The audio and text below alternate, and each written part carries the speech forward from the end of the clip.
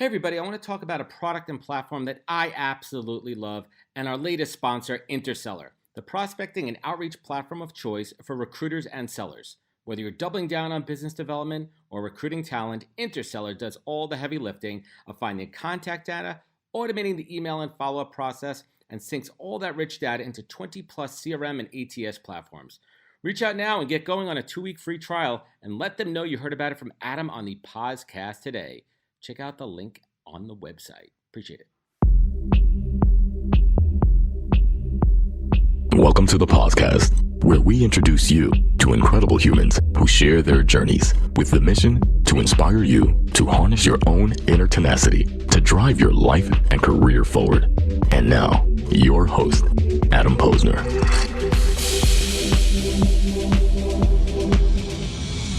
Hey everybody, welcome back to the podcast where I bring you the best and the brightest from the world of business, marketing, and entrepreneurship to help you harness your inner tenacity to drive your career forward. Folks, I have a very special show for you all today, all about the Miami tech scene.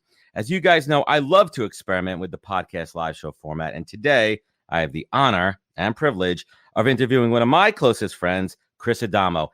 Chris, I think we've known each other for, 25 years.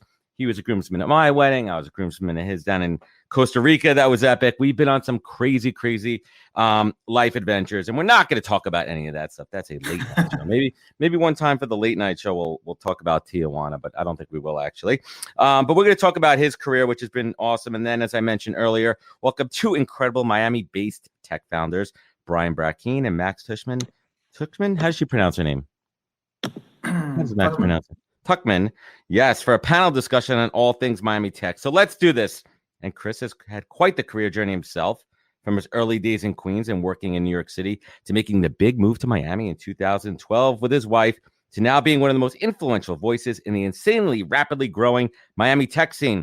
He's a super active angel investor and advisor in dozens of high growth startups, as well as the founding partner of Wolfpack Capital. Pretty cool. He's a chief business officer. Flamingo Capital. Oh, we got to get the update on that one. Why do I have Wolfpack in there? I don't know. I got to get my facts straight here. But we're going to talk about all that, his years growing up in New York, and a lot more. And Chris, as we mentioned, lives down in Miami with his beautiful wife, Randy, and two amazing sons, Ryder and Booker. Chris, we have a mutual love for our Mets, who are playing Brian's Reds, and we'll talk about that in a little bit. But let's get to it. I'm excited to unpack his career journey. Chris Adamo, welcome to the podcast, finally. Oh, man, this is lovely. Good to be back in the hot seat with you. It is the hot seat. I could do it like a rapid fire show. But, on this show, it's been a long time coming. I love to talk about career journeys because I think that's really where the gold is. Understanding where we came from and those lessons learned. And I want to take it all the way back. Let's take it back to consumer value stores. Let's take it back to the CVS days, right? Wow. Because it's important. It's important that we talk about these early first jobs that we all had.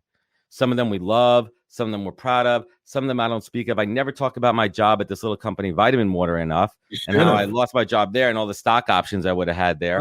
But it's those early jobs, those early lessons where we really learn so much, but it's not till looking back, 20, 25 years later. So looking back at your time there, where you not only manage stores, but you manage people and you train there. What was one of those learnings that you haven't realized until right now? You're like, shit, thank God I had that job. If I didn't have that job, I wouldn't have learned X, Y, and Z and kind of been in this position I'm in now. I mean, I really learned that I didn't want to work in in-person retail ever again. that was a tough job. I was working like 60-hour weeks as a 22-year-old, managing 50 people, mostly folks who are way older than me, which is a trip at a young age. And, middle of Times Square in Manhattan, crazy stories. Once I got robbed at knife point. You there, man?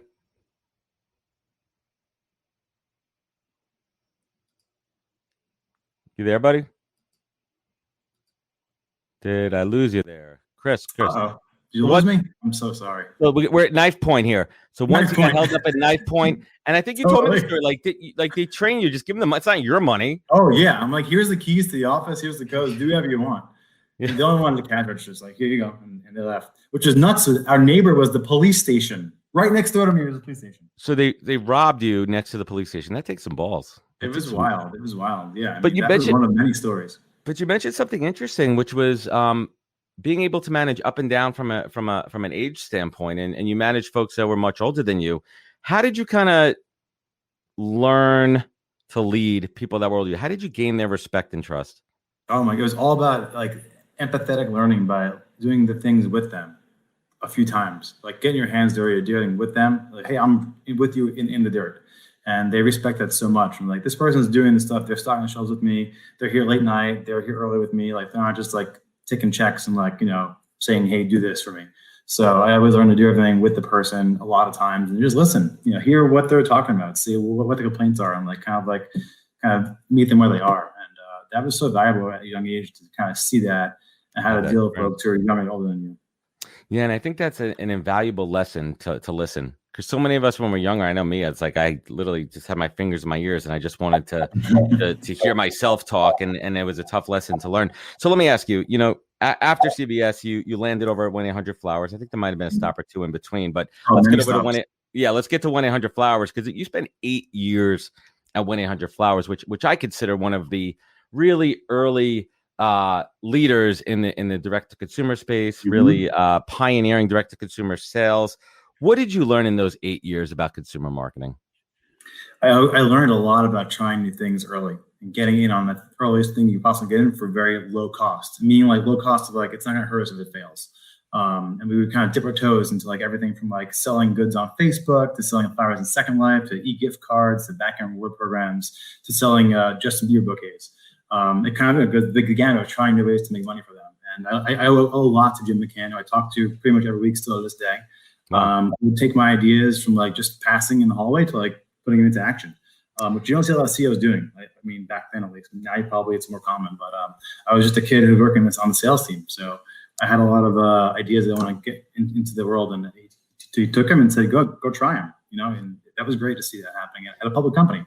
No yes, less. For real. And rewind on something that you said before, that you still currently have a relationship and talk to the CEO, almost weekly, and I think that's something really important that you and I both have in common, and I think is a pillar to our success, is that we both understand, not just understand, it's a cornerstone of my success is long-term relationships and how to build them and maintain them. And I talk about it all the time, like so many people these days are transactional and so focused on immediate gratification and the likes and the vanity and everything, that they forget about the value of long-term relationships. It's funny, Brian in the green room down there, him and I were talking, he said he's known you for 10 years already. Yeah. Right? Like, think about those relationships that you've built in just the last 10 years. I mean, why do you think so many people, and I'm not just talking about, millennials, Gen Zs. I mean, every generation now, there's a lot of people that are, so short-sighted and transactional. It takes a long time. I mean, I met Jim McCann almost 20 years ago at this point.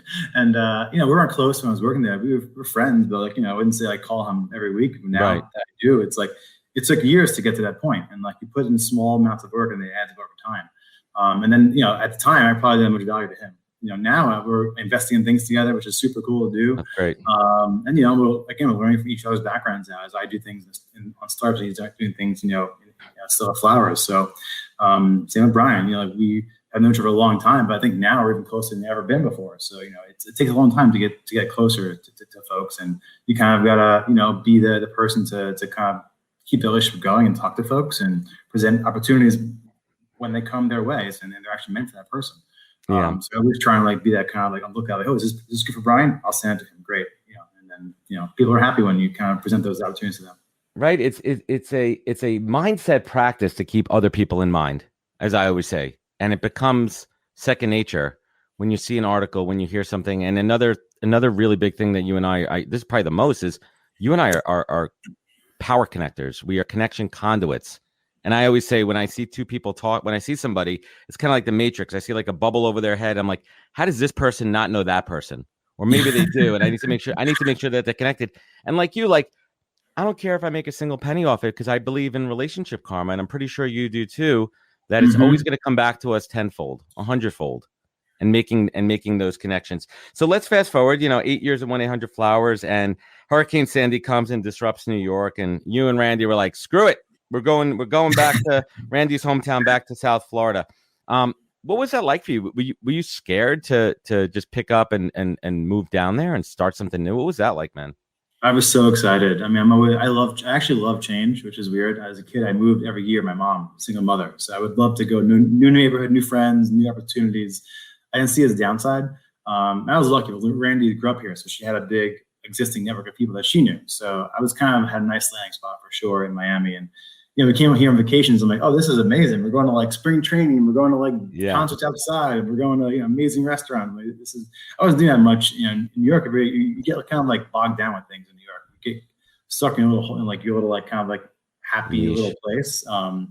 I think in Miami, I was forced into like find new ways to kind of explore my own curiosities and people. So it's kind of a blessing to go somewhere new, to kind of have that chance again. I lost you. I think you're on mute. There we go. Could you hear it? There we go. You think about that big shift. Did you have a job lined up? I want to get to, what was that first move work wise when you came down here, and how'd you really start to tap into that, startup scene, early days of that startup scene here in Miami? I was lucky. I was working for Flowers still when I came here. I kind of convinced my boss to do the whole work from home thing back when it wasn't a thing in 2012. I kind of read the Tim Ferriss hack sheet of like, hey, start with 1 day a week and see how it goes, and show them how good you were that 1 day you're home. And they kind of saw that and said, okay, well, go to Florida, do our thing from home, and just keep driving some dollars. So I did that for 3 years while I was here. Eventually, I wanted to get more involved in Miami's startup scene. It was just kind of getting its thing together.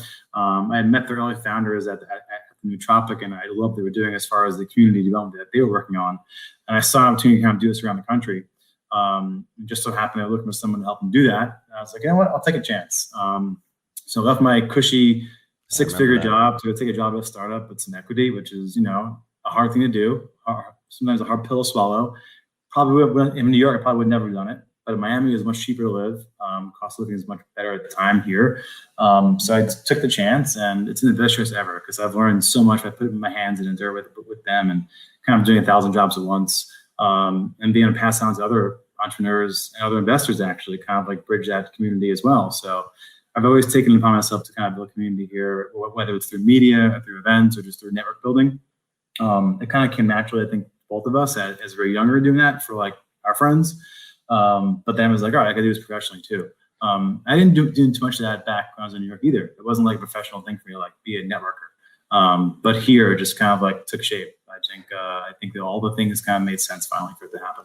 It's so interesting too, because I mean, we call what, like you've been down there like almost 9 years, 9+ years, and really early stage, like in the footings of the Miami tech scene, and you've really kind of seen it all. And I think that's a big reason why you're really entrenched in it. So like, was that hard? Was that transition hard? Like, what was the hardest part about it? Was it the financial piece of it? Was it the uncertainty? Was it not getting the steady paycheck? What was the hardest part for you from going from the quote unquote 9 to 5 paycheck into that true startup, sometimes equity over cash world? I wouldn't say it wasn't hard for me because I loved the work. So I was actually more excited to be in a startup than I was at a corporation, because you got to like have the chance to not know how to do it and do it yourself. No one's just like, no, because there was no one. It's like, all right, you don't know how to do this, neither do I. Go figure it out, man. Hurry up and do it fast and find out if it's going to work. So I didn't feel that. I wasn't scared about it at all. I think I worked for so long. I had a good career already, so I kind of knew what I was doing a bit. I knew I could always find a job if it didn't work out. But that's a resourcefulness, right? That's a scrappy resourcefulness that you have. That that you have. Like, you may not have that plan B, but you always know if you have to that you have the resourcefulness and the ability to do that. The survival instincts. I mean, I had nothing as a kid, right? I had nothing, so I was like, I could always find a job selling something, right? I'll go sell you cars if I have to. It's not like I'm gonna eat that. I don't really care. If I can make money in one way, I'll do it. If you have to go that route. But I think that a lot of folks don't want to take those kind of steps back in their career, so they get really worried about doing that. But I have no fear of that. I never have. I love it, and that's something that's so unique, and I think a lot of people don't have it, and they have to harness that, and that's definitely a competitive advantage. And we're going to talk to Max and Brian in a little bit about Miami and the Miami tech scene, but you are Mr. Miami. Like, you literally are Mr. Miami. And why is Miami so special to you? What's so great about it? Like, why do you love Miami? Miami, for me, has been the most welcoming place to be ever. I mean, like, I got here, I didn't know anybody, and everyone kind of said, yes, come on into our world. Like, tell us what you're about and tell us how you can add value, and you're in. It's very, for me, it seemed like almost like a very welcoming place to be, and it continues to be that. We all want to have folks who are new here get involved in our community and share what they know. I think that's what we're really seeing now, is like folks who do get involved that are new here are helping us all level up. You know, folks have been through a lot of stuff that we've never seen in Miami before, bringing that knowledge here. When the knowledge transfer comes, that's when things really start to take off. For a long time, they haven't had many founders who had exits back here. They weren't really around. So when you get those people who have been here and they've had, you know, these like huge companies, they can tell you how they built it. That really means a lot. So that's why it's exciting for me, is that like we're here, we're ready, open arms, and we're like, come bring it, get involved. Like here's your place. You know, we're not going to kind of like keep your hands, you know, off it. So I love it. And yeah, Max, we're having a little bit of audio. I'm not sure what's happening here. I think they were messing with my building a little bit earlier in the day with the cable. It's always like that, right? Like whenever, of course, you're doing a live show recording, and I invested in a great like ISDN line, and they're like, yeah, we're messing with the wires here. I'm like, no, don't do it today. So I do apologize for that. Chris, what sucks about Miami? What's some of the challenges down there? What makes it hard to live and work down there? What are some of the obstacles? What makes it hard? I mean, there's a lot going on. There's so much fun going on. So the fun part can distract people. If you don't have that good kind of base of like, you know, being very focused and you get distracted easily, you can get distracted here.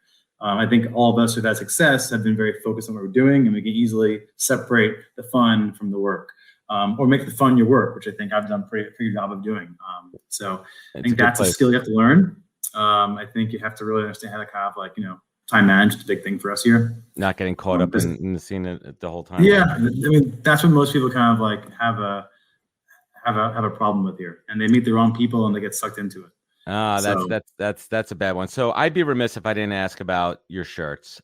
I would love if you could just spend a minute. And anybody that knows Chris, and one of the really cool things, every time I see Chris, it's always around my birthday, and I should have worn one today. Why did I not do that? I don't know why I didn't think about that.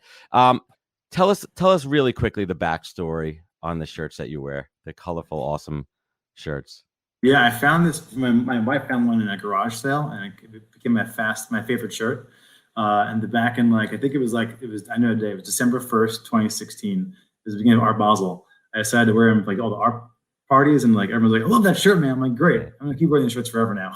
I think because it was just like instantaneous, like kind of like calling card to like, it's a brand recognition. Hey, talk to me, right? It's like an easy way to kind of like get remembered and like have a way to kind of like, hey, I'm happy, I'm open, let's just talk about whatever you want to talk about. And then like 6 months after that, my dad lost his memory, and I started like, he didn't know who anybody was, but he remembered my shirts. So I'm like, all right, now I'm studying this forever. Eventually, I got his memory back, which is good. But it became a thing. You know, it became an easy way for people to know who you are. They're super comfortable. They kind of go with everything. Yeah. Breathable fabric.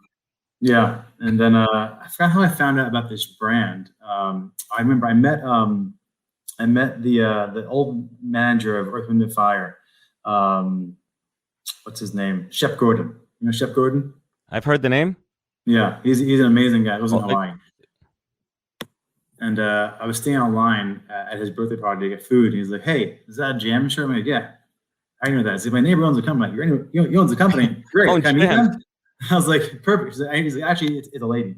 I was like, cool. I was like, but then that was kind of like, I talked to them all the time and, you know, kind of jam on ideas about new shirt designs and whatnot. So yeah, it's been fun. I give a bunch of shirts away too. So you have a bunch. Yeah, you guys got to see Chris's closet. It's certainly colorful. And Chris, you mentioned your dad, and I know how close you were, and I've been lucky enough to, you know, have spent some time with him. I think we went to a couple of baseball games, and you know, he passed away last year, and I know how proud he was of you, and I know that he's looking down even more proud every single day. What is that key lesson that your dad taught you that you apply every single day, that mantra, that thing that you repeat that your dad taught you? My dad is the most giving person in the whole world. Like, he had not much, and he gave it to anyone who asked for it. He taught me what that really means to be giving and be happy to do it. You know, he gave his time to everybody, and whatever money he had, he gave it away to people. He just wanted to be part of someone's life. He wanted to really be the person to help someone else kind of like accomplish what they're working on or needed help with, if he could. So, he gave his life up for me. He would work at nighttime, all night at Home Depot and CVS, to then come daytime to take me to baseball practice and like practice all day when I was a kid. So like he would give up everything just for me. What's that? Selfless. He was totally selfless. Yeah. And that is what I carry on to this day. That's why I do what I do, because you just can't not do it. It's like, if you have the opportunity to help somebody out and it takes you 5 minutes of your day, just go do that. It's just like, it's not a big lift for you to kind of do that. I do that maybe 20 times a day. So it's like, I'll spend 2-3 hours just making an email introduction. And that's makes me so happy. That's such a tremendous lesson. And on the heels of that, when you think about legacy and, your two boys, Ryder and Booker, what do you want your legacy to be? What do you want to be remembered by? How do you want to be remembered? I want folks to remember how they felt when they talked to me, how I made them feel, and how I helped. Maybe if I helped them, or whatever I did for them, or just how they made them feel, and they passed that on. Hopefully it's a good feeling. I think all of us should strive for that. Kind of remember that how you made someone else feel. And I think that my children hopefully see the way I treat them and how I treat other people around them, and that I think is pretty much easy to rub off. If you just see it enough, you see how to act around folks, and you see how to build a great community of people that often wouldn't know each other. I think is super important too. So that's been my life's goal. And Chris, last but not least, before I get to Max and Brian, who are waiting so patiently, you've had some really tough, hard times in your life, and you look back on those times, at those moments, and I've been there through some of them with you. And you've had to reach down and really, harness that inner tenacity, that fire to pull you up and drive you forward. And on the flip side of that, right now, where you're sitting, high on life, beautiful wife, 2 beautiful boys, and you want to show gratitude. How do you keep yourself focused? What is your compass? Chris Adamo, what is your North Star? My North Star is I always feel like I've never done enough, actually. So it's like I always feel like I'm starting from zero, which is a good place to be. It keeps you hungry. Like I'm always like thinking like, oh, whatever I've done in the past hasn't been like, what I thought it was going to be. It's always like you get to a certain plateau, you're like, oh, I could do way more than this, and you should keep going after it. And I think that once you keep the attitude of like, I can always do a little bit more, or try something else, help something else out. You never get bored. You never feel like you're kind of like, done. So you always have time to kind of reinvent and keep learning. I mean, that's the ferocity of me, is I'm always curious. I'm always asking questions and learning more about other people. And then, things spark off and you have a new project on your hands. So, talk to a bunch of strangers. Love it. There we have it. Chris, I want to thank you so much for joining me. We're going to hang tight. We're going to transition in a moment here. But Chris, where could folks find you? Where could they connect with you directly? What's the best way? You can DM me on Twitter at Chris Adamo, or on LinkedIn as well. Easy to find me. The 2 active ones. I love it. Chris, thanks for joining me on the solo show here. So let's transition this one. I'm going to bring in Max and Brian now. Here we go. There we go. There's our friends. There's our family feud. There we go. It's more like the Brady Bunch. Yeah, Hollywood Squares. But we don't have a center square. I need like Jim J. Bullock in the center square. That was an old reference. I don't even know where I pulled that one from. Brian and Max, welcome to the show. Welcome to the podcast. How you guys doing? Thanks. Good. I'm not sure when to jump in. I feel like we'll get there. So let's do a quick round. Let's start ladies first. Max, you are the CEO and co-founder of Caribou. Did I say that right? An interactive video calling platform that helps kids have virtual play dates with family and friends. That had to be pretty robust during the pandemic. We did pretty well. That's awesome. Why don't you tell us a little bit about the app and what it's all about, and what are you up to down in Miami? Yeah. So as you mentioned, we bring families together through virtual play dates. And as you all can imagine, we 10x the company in 24 hours. Wow. As the pandemic started here in the US, and almost 1 billion kids were out of school across the globe. And the reason why Caribou 10x is because there's nothing like us, right? You can FaceTime with a child, but they get bored immediately. There's nothing to do with them. You can only ask them so many questions. There's not so much going on in a 5-year-old's life that you can keep a conversation going for much longer than about 5 seconds. And in-person play dates just weren't a thing in 2020. And so we really brought that virtual play date, or that play date, that in real life play date that people wanted to do to the virtual space. So you could read together, you could turn the pages, you could play, you could draw, you could play tic-tac-toe, you could do activities, you could do turn-based card games. And we actually had grandparents writing in to say, I've never spent 2 hours on the phone with my grandkid. Like I had to cut it off. It's amazing. So yeah, it's been a pretty wild year and a half. And that's awesome. Right time and right place. And we'll dig in a little bit more. But Brian Brackeen, general partner at Lightship Capital. How you doing, man? Good to see you. Welcome. And we were talking a little bit before. Chris, you know he's a big Cincinnati Reds fan over there. He's a Cincinnati guy down here. And our New York Mets are playing the Reds starting tonight. So I'm trying to get Adam to fly from New York to Cincinnati this weekend to watch the game. I would love to do that. I would take any excuse to get to it. And we'll hit up the baseball tour next year. But Brian, quick introduction. Tell us a little bit about Lightship Capital.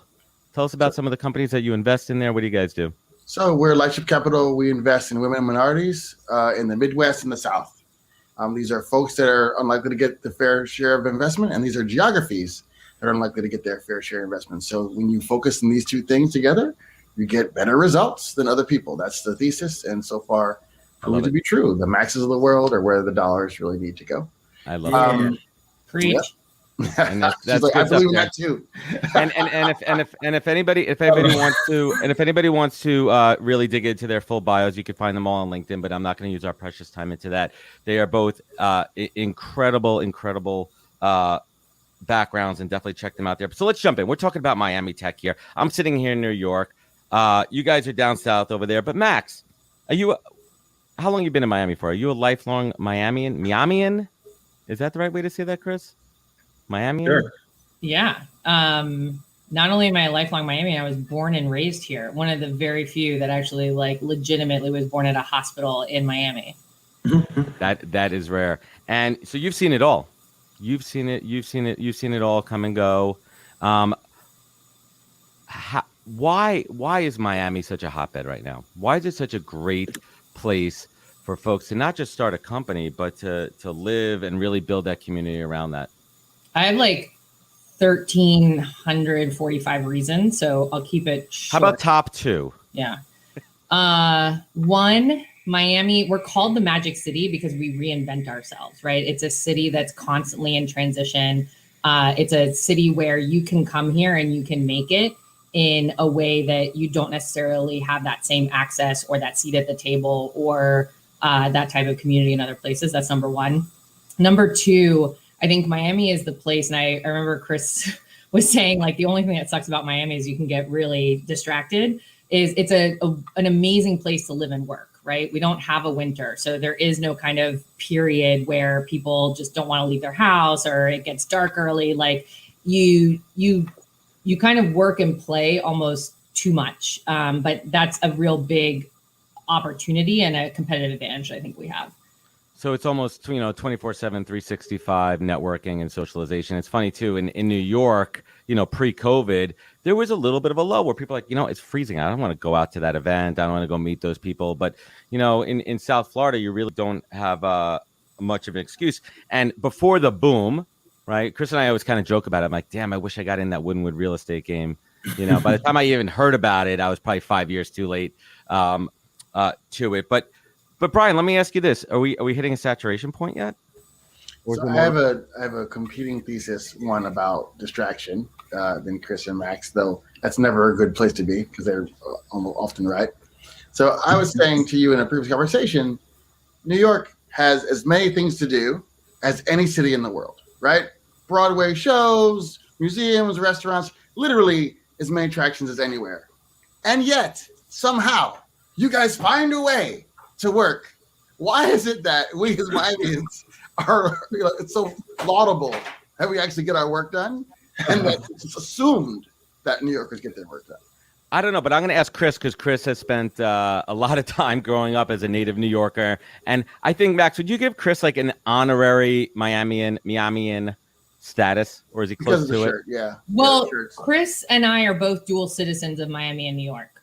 Right. That's right. We have both. And Miami is the sixth borough. I mean, totally. It's more than Staten Island. Sorry, no offense, maybe we Staten can Island. actually borrow them. I'm from Brooklyn. I can insult Staten Island all I want. Look, That's kinda what we I do. used to work for I like Mayor Queens. Bloomberg, and I always said, give Staten Island to Jersey, and Southeast can be the fifth borough. It was not a popular opinion, but Yeah, that doesn't really go over well. But you know, when oh man, but that's an interesting one. So Brian, you're splitting time in Cincinnati. What's the scene like there? Good. Is there good. a scene? I think what happened somewhere in the last 5 years is all those things that we all liked about Dumbo happened in every other city, right? All the restaurants, all the vibe, all the coffee shops that we thought were so very cool about Dumbo now exist in literally Indianapolis, Cincinnati, and Chicago. Right. Once that coffee goes over the $5 mark, that's when you know you're in it. In it to win it. That's a barometer. $5 for the small coffee. That's kind of like the metric there. But Chris, let me ask you this: what's Miami missing right now that could make it better from the entrepreneurial infrastructure ecosystem? Is it missing something, or is it more of an evolution that it's going in the right track? I think what Brian said, we need to fund more folks of different backgrounds and women, and that's not happening enough in Miami. You're still seeing the same folks get money, actually, I think. So it's strange. So I want to see more of that. I want to see more of the folks who are new here to really lean into it and really start doing that. But Max, let me ask you a question kind of built on that. With all the success and the property values and the rent and the homes like literally going off the grid to almost New York prices, are we seeing like an opposite effect there where it's really affecting the influx of new, younger, more diverse talent to Miami? Or is there enough properties out there? Is there enough maybe, real estate a little bit further on the outskirts that might make it work? What are you feeling? What are you seeing down there? unfortunately, the influx that I've seen has been kind of on the funding side of the funnel. It really hasn't been talent. I think Miami really prices you out if you're kind of at a certain level. And I mean, prices you out in the places you want to live, right? You can live in the Everglades. It's affordable, but no one wants to live in the Everglades, unfortunately. And I think, I think that, again, I just want to impress upon like what Chris, or I guess double down on what Chris and Brian said, which is, I think a lot of the influx has been, I'll just say it, super tech bro-y, and they're bringing a lot of the same habits that they had back then. They're not really focused on women and minorities, which Brian knows the secret sauce, and all the research shows that investing in and partnering with women and minorities provides better returns. So we're hoping that more of the new people come in and realize the amazing capital that's already been built here in Miami, and tries to invest in that before thinking about bringing in outside talent as well. That's tremendous there. And it's also created an interesting dynamic with the pandemic, right? Where a flood of the folks who have the money and the ability to just pick up and leave, and where money's not an option, they could take any of these apartments and any of these houses that might have been a little bit more affordable, 18, 19 months ago. I mean, that's kind of the problem there. Brian, I don't know. Miami's just never been super affordable. No, I mean, it depends. You could go on a little bit of the outskirts there. But Brian, Max is referring to this secret sauce. Without giving away, the Coke, Pepsi, KFC secret formulas there. Tell us a little bit from a teamwork, culture, people kind of building experience as a people leader yourself, and you've seen this with hyper growth startups. What is that sauce? What is that base layer that really lays a great foundation for a company to build people the right way? Well, one of the interesting things is no matter what your background, I'm an African American from Philly, Chris is from New York. We're all Latin when you move to Miami, right? We all start talking about cafecito, and we start kissing each other on the cheeks. Everyone's got an accent. Exactly. So that Latin, sometimes Cuban, sometimes Colombian, Venezuelan, but that spice really makes us very, very collaborative. We truly, like if I saw these two, it would be a huge hug, and it wouldn't be that way in other cities. It's the handshake versus the hug. The hug goes a long, long, long way. We missed hugging. Chris, you miss hugging? Oh, yeah, I hug. We hug. We haven't stopped in Miami. I don't think we ever stopped. So I didn't leave my house until I was vaccinated because I'm a hugger. And I was like, until I am like fully 2 weeks post the second vaccination shot, like I'm not leaving my house because I will see someone and I will want to hug them. And I just wanted to be safe. I love it. Max, I want to talk a little bit about the tech that you built over at Caribou and how it really blossomed, during the pandemic. One of my big clients, and I work in recruiting here, is a wine, direct-to-consumer wine company that literally 10x in the first in the first 90 days. And it was incredible to watch. Is this a tech that's going to stick around for a long time, or are you going to see a little bit of a tail off now that we go back to being together? Well, think about it, right? Every single parent in the world just spent 12 to 18 months at their home with their kids, building daily habits of reading, drawing, and playing together. Like there was no way around that for the past 12 to 18 months. So as the world opens back up, as parents go back to kind of a hybrid travel for work, travel, grandparents are not visiting as much. There was kind of like a market correction after the pandemic, like every grandma started traveling, which was great, but we're going to go back to a world where people are separated by distance, and they've built these habits where they've been kind of doing stuff together. They're going to need a virtual option. I actually am really even more bullish on post-pandemic Caribou as we keep those connections alive and going. Well, retention's got to be key, right? Retention and preventing, attrition on the app and the product and keeping it there. What tech, what type of tech is missing specifically in the Miami scene? What are you guys seeing there? Whoever wants to take it, is there a gap? Is there an over-index on one type of, types of companies, or is there a real opportunity that's being missed here? And tell it to me just in my ear so I could go do it and invest in it. Brian, what are you seeing down there? What are you not seeing? I don't see a gap. I think that we could use more AI practitioners, right? So everyone puts AI in everything, or at least they say they do, right? So it's nice when you can have more folks that do AI in town. By the way, bias, I am an AI person, so of course I see the world that way. But I can't think of a sector that we're kind of light on. Maybe insurance tech. Does that matter? Do we have to have it? No. Yeah, big news today. Matt Higgins at Gary Vaynerchuk's baby. I think it's called Keen. I forgot the name of it. Big insurance direct to consumer. Yeah, Kin, direct to consumer startup in that space. Chris, how is the city of Miami, the state of Florida, really best supporting the startup scene down there? And what are the opportunities where they might be missing the mark? We've always had a great support system from our city. We got our first dollars from Life Foundation to start our company, and that wasn't happening for me in New York. I've always seen everyone here who works even in government say, hey, we're down to have your ideas presented, and if you use for the city, they're open to using it. So it's always in a place you kind of can get things started from 0 to 1 pretty fast. If you just kind of have a good idea, show up on time, and execute it. So I think it's actually one of the best places to do it because no one's going to tell you no, which is great. Interesting. Max, Brian, any other thoughts, perspectives on maybe some of the best practices that you've seen, the city, the county, and the state that could be applied elsewhere of how they're really supporting the founders, the employees, the scene? I'll say, I think outside of the ecosystem builders, right? It's a super collaborative woman and diverse led community. And as Chris was saying earlier, we really embrace each other. We take care of each other. We support each other. We clap loudly for each other. It's something I've never seen in any other tech ecosystem. I've worked in SF, I've worked in New York, I've worked in DC, every other tech ecosystem just does not have this magic. And I have to say, building and growing a company is so effing hard. And to have a collaborative community around you, it actually does make it a little bit easier. And so for any women or diverse led founders, come to Miami, we will embrace you. We will support you. We will help you because we recognize that a rising tide raises all boats. I love it. So let's dig in a little bit about that. And Max, how many folks are on the Caribou team?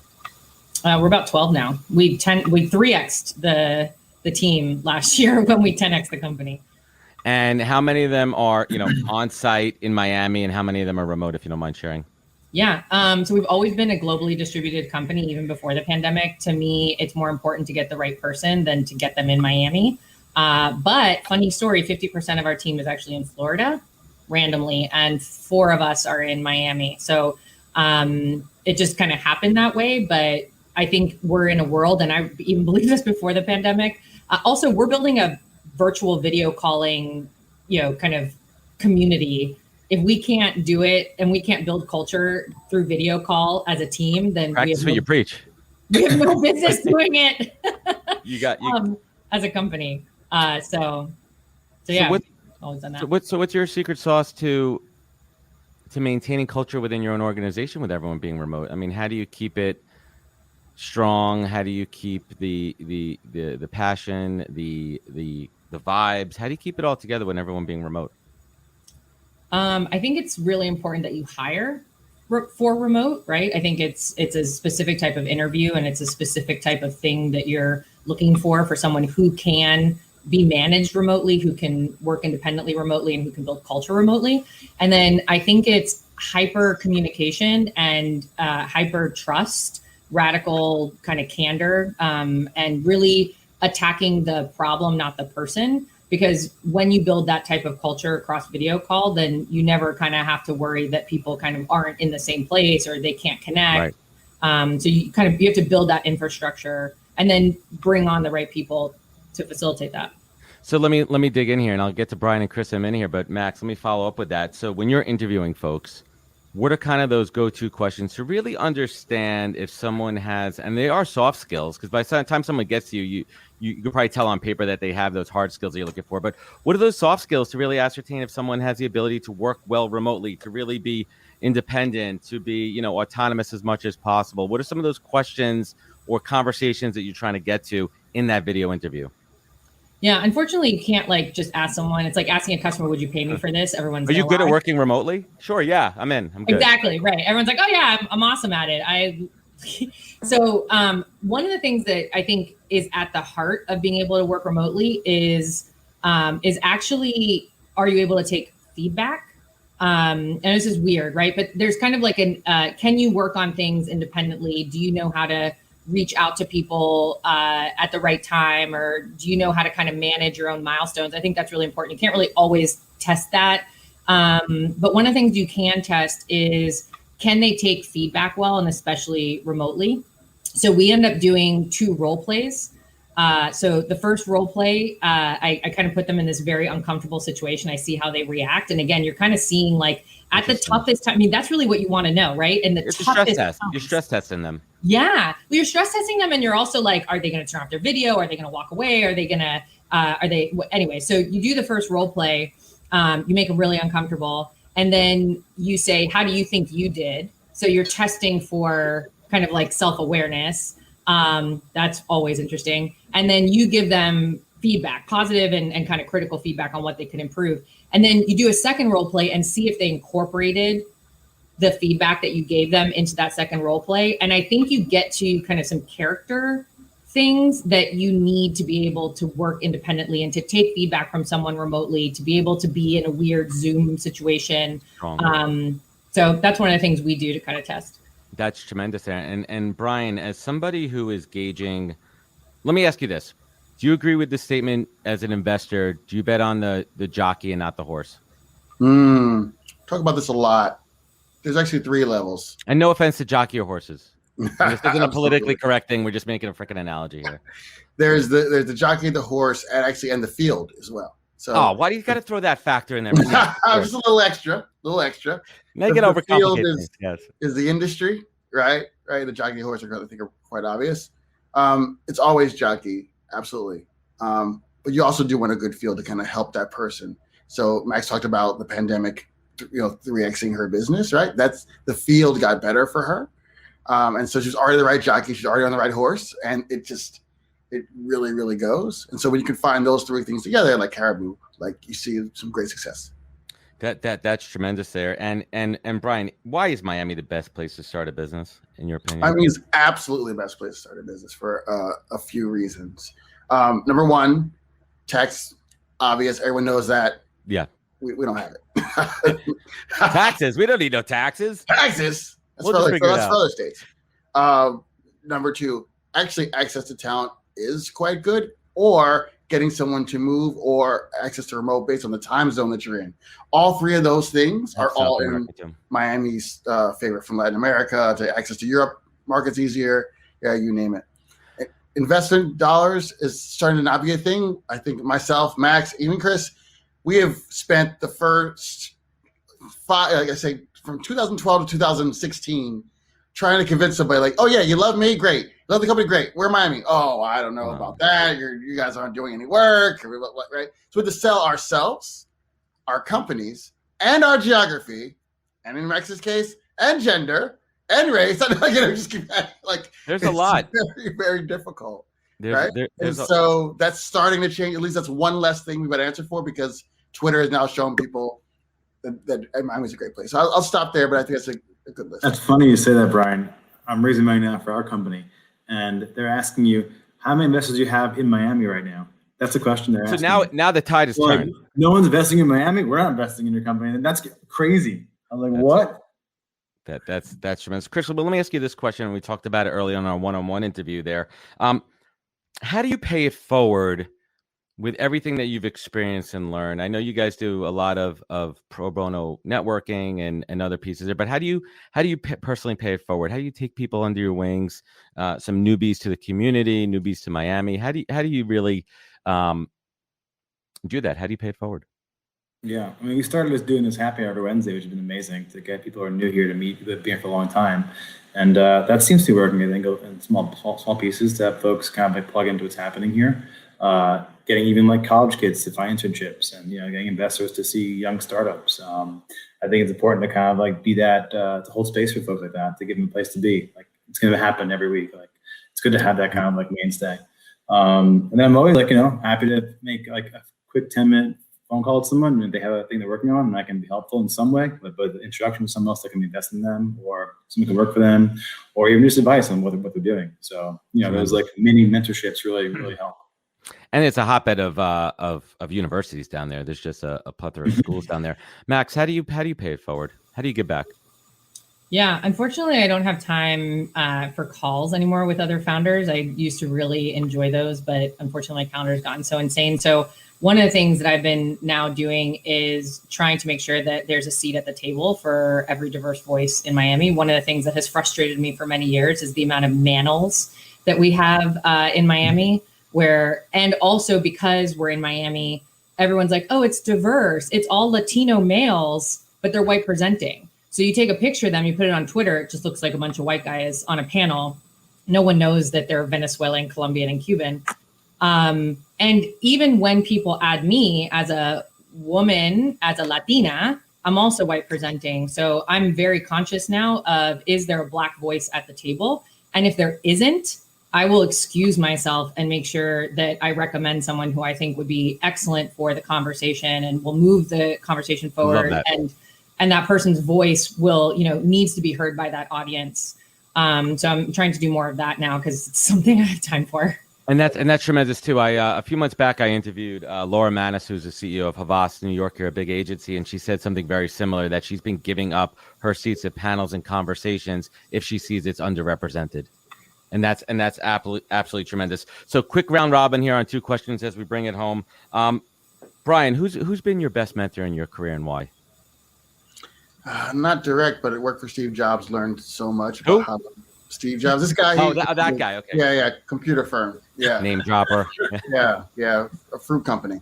But yeah, amazing guy, because he could make anyone, including a very, very independent person, work for him, do exactly what he had hoped, and even run through a glass wall just because he willed it. And so that's a gift that I think that I learned a lot from.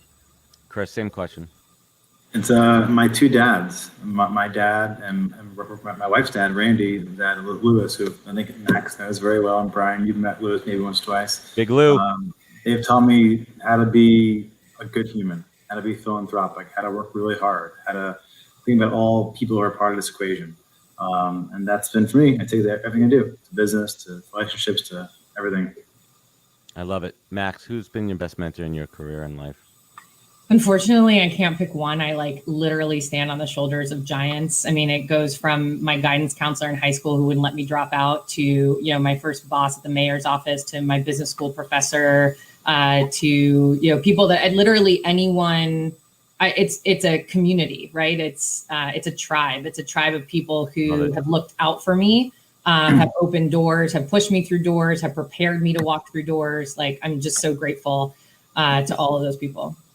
I love it. I call it my Mount Rushmore, and I also use my tribe. I have my Mount Rushmore of mentors there.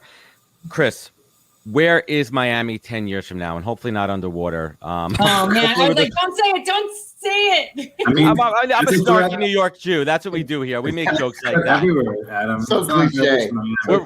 I am representing New York here as a stereotype. But Chris, seriously, Miami 10 years from now, is it still the place to be? Is it even bigger and better?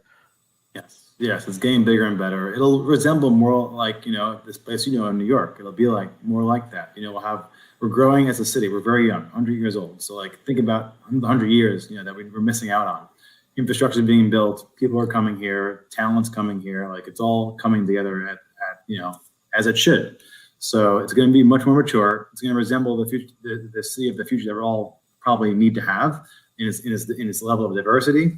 And also, I think it will adjust to climate. So that's going to be a thing. We're going to continue to kind of keep that in mind. Right? You have to build around what's happening. And that we've always done that. We've been very malleable. We're kind of like, we know it's going to happen. We've had hurricanes happen here every couple of years, and it can be tremendously hard to get around. So I think you're going to see a lot of folks start to pay attention to that and kind of build around it. Tremendous. Brian, where do you see Miami in 10 years?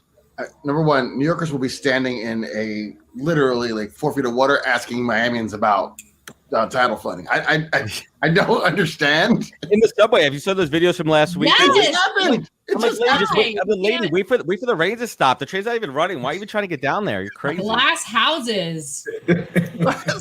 So, It rains a lot here in July.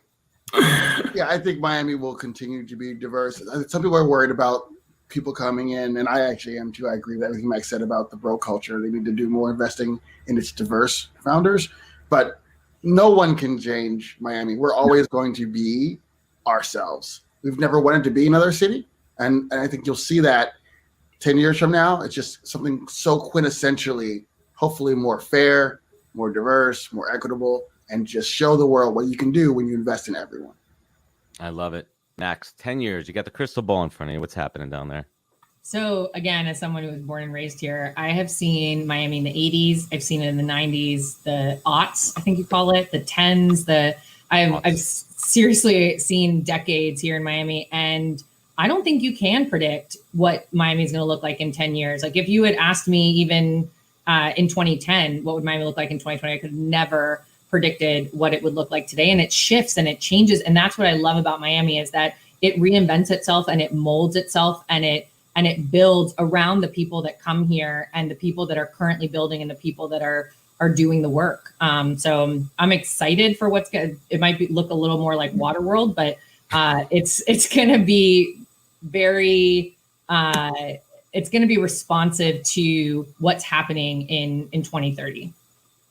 I love it. And last but not least, and I asked Chris this question in the upfront interview, Brian, what is the greatest piece of advice you've ever received that you take action on every single day? Wow. Goes back to another mentor, Manny Medina, who's had a ton of success and written about a lot in the Miami scene. Basically ran the internet to Latin America, essentially, and then did a number of things after that, which is unbelievable. Never giving up. Being tenacious, knowing kind of what you need to build, what you need to do, and just running in that direction. Certainly being empathetic and listening, but having that North Star and knowing where that comes from. He's the king of that. Everyone knows he is. And yeah, he taught me a lot in that regard.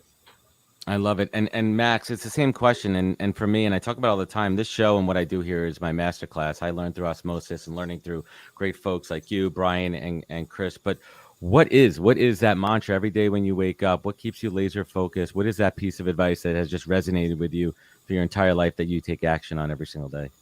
So it's not a piece of advice. In fourth grade, I got really obsessed with the Nike slogan of "Just Do It." And I don't know, there was something about it where it like literally made me feel like if someone else could do it, I could do it, right? You can run a 4-minute mile. So can I probably if I worked at it. You can lift a school bus. Cool. I probably can do that too. Like, there is no limit to my like gender or my size or my background. Like, if someone else, another human being can do it, I can probably do it too. I love it. That's tremendous. And Chris, I want to thank you, for just being a great friend over the last 25 years and ultimately really living your superpower as a connector and connecting all of us here and always thinking of others and adding value and giving back to people. So I want to thank everyone on this panel here. Max, where can folks find you? Where can they connect with you? Where can they learn more? Yeah. Well, go to caribou.com, CARIBU.com. I was like, I hate all social. Twitter, Maxime, MAXEME. We'll link everybody up too. And Caribou and LinkedIn. I probably check that maybe more. I don't know. And do you know Brian hasn't connected with me on LinkedIn yet? So whenever I tag him now, it's just Brian B. Awkward. Shame. Awkward turtle. I will do it after this call. Yeah, the cool thing about having a show at this stage of the show is I can call people out and feel okay with it. It's my radical candor back. But Brian, where can folks find you? I have changed my name here to. Look at that. So at Brian Brackeen on Twitter, follow me there. I'm a spicy tweeter, and I will also be adding Adamo on LinkedIn as well. Thank you so much. I want to thank everybody here for joining us. Thank you, everyone at home. Thank you, everyone joining us on the replay. Thank you, everyone joining us on the podcast audio. You know where to find out more at thepodcast.com. Remember, if you like this episode, share it. It goes a long way. Please connect with everyone here. Show some love. We love you guys all. Thank you so much for spending some time with us. Chris, hang with me a moment. Max, Brian, Chris, thank you for joining me on the podcast. Take care, everybody, and we'll catch you next week for another great episode. Goodbye. Wisdom is forever, but for us, it's time to go. Thank you for joining us. Luckily, we'll be back with our next episode soon, jam-packed with more incredible humans. Thank you for listening, subscribing, and sharing. To join the conversation, search The Podcast on LinkedIn. And to catch up on past episodes and more info, please visit www.thepodcast.com.